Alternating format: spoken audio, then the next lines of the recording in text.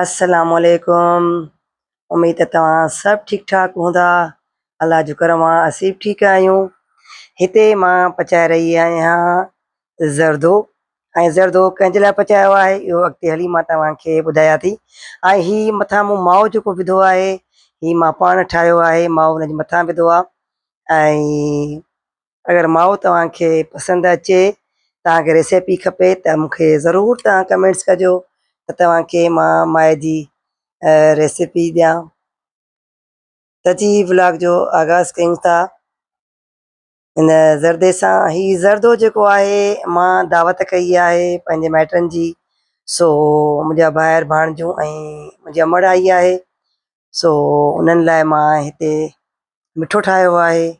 मिठे में मूं ठाहियो आहे ज़रदो, छो त मुंहिंजी भेनरुनि खे ज़रदो पसंदि ईंदो आहे, इन लाइ मां ज़रदो ठाहियो आहे।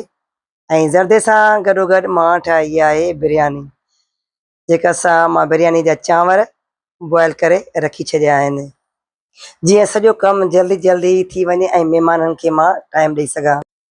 सो सॼो कमु जल्दी जल्दी थी वियो ऐं महिमान बची विया। उन्हनि सां थोरी गपशप करण खां पोइ खाधो लॻायोसीं ऐं खाधो सभिनी हेठि असां दस्तरखान लॻाए ऐं गॾिजी खाधोसीं। तमामु सुठो मज़ो पियो अचे।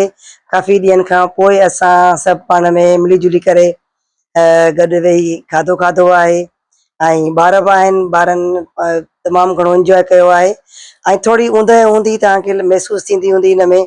सो उहा इन करे पई महसूसु थिए जो तमामु घणो जुड़ थी वियो आहे। मानी खाइण खां पोइ असीं हलिया वियासीं असांजे घर जे पुठियां क्रिकेट स्टेडियम आहे, जिथे असां ॿारनि खे घुमाइण लाइ वठी वियासीं, छो त 14 अगस्त हुई ऐं स्टेडियम में तमामु घणो जेको सो हलो गुलो ॿार कंदा आहिनि, शोर शराबो अची, त असांजनि ॿारनि जी बि दिलि चयो त भई असांखे बि वठी हलो। एतिरो परे बि न आहे, 5 मिंटनि जे डिस्टेंस ते आहे जेको असां वॉक करे पहुतासीं। ऐं ॾिसो सुबुह खां वठी हीउ स्टेडियम खुलियल आहे, हूअं त शाम जो खुलंदो आहे, पर ॾिसो ॿार रंग बिरंगी कपिड़ा पाए ऐं 14 अगस्त जी ख़ुशी पिया मल्हाइनि ऐं उन्हनि सां गॾु असांजा ॿार बि ऐं असां बि वॾा पाण बि अची हिते वेही इंजॉय कयोसीं, मौसम खे इंजॉय कयोसीं। ऐं उमेद तव्हांखे असांजी हीअ वीडियो पसंदि ईंदी। अगरि पसंदि अचे त हिनखे लाइक बि कयो ऐं पंहिंजनि में शेयर बि कयो ऐं सुठा सुठा कमेंट्स बि कयो त केरु किथां खां मुंहिंजी वीडियो ॾिसी रहिया आहिनि। तव्हां भाइर भेनरनि जी तमामु महिरबानी थींदी।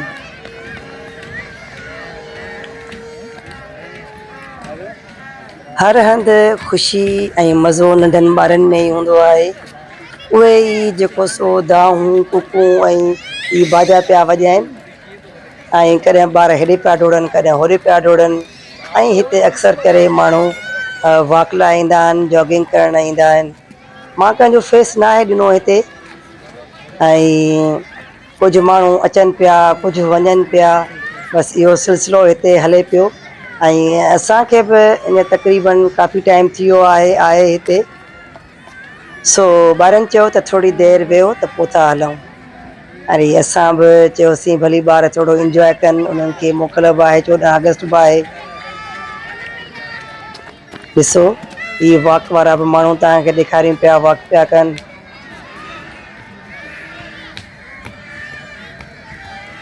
रंगीन कपिड़ा पाए बाजा वॼाईंदे ॿार घुमनि पिया। तमामु ख़ूबसूरत व्यू आहे, तव्हांखे ज़रूरु पसंदि ईंदो। ऐं हिते बि हिकिड़ो ॿार जेको सो आहे मुंहिंजे साम्हूं पियो बाजो वॼाए ज़ोर सां। मां चयोमांसि बाबा न वॼाए, त तीअं वरी ज़ोर सां पियो वॼाए। हे ॾिसो खिले पियो। असांजा हिते सिंधी सादा माण्हू बि आहिनि ऐं तमामु सुठो पियो लॻे। हिते टाउन जा बि काफ़ी माण्हू अचनि था, आस पास वारा नंढा नंढा ॻोठ बि आहिनि, उतां बि आया आहिनि। हर कंहिंखे जेको हक़ु आहे पंहिंखे पाण खे ख़ुशि रखणु ऐं इंजॉय करण जो, छो त असांजी एरिया में को अहिड़ो ॿियो घुमण जो जॻह न आहे। इन जे करे ॿारनि हिते इंजॉय कयो ऐं पोइ घर वञी असां पढ़ी मगरिब जी निमाज़। मगरिब जी नमाज़ खां पोइ ॿार पंहिंजी मस्तियुनि में मस्तु आहे ऐं फातिमा ॾिसो हिते मस्तु लॻी पई आहे ॿारनि खे ख़ुशि करण में। सो फातिमा हिते शुगुल लॻायो आहे। बसि मिड़ई ॿारनि जी ख़ुशी में बि असां ख़ुशि आहियूं। फातिमा जी पोज़ीशन तमामु सुठी आई आहे। उन खां पोइ असां घुराईसीं मेहंदी, छो त मुंहिंजी भाणिजूं बि आहियूं, मुंहिंजूं भाणिजूं मेहंदी लॻाईंदियूं आहिनि त उन्हनि असांखे मेहंदी लॻाई ऐं पोइ त ॿारनि जो हलो गुलो तमामु घणो थी वियो।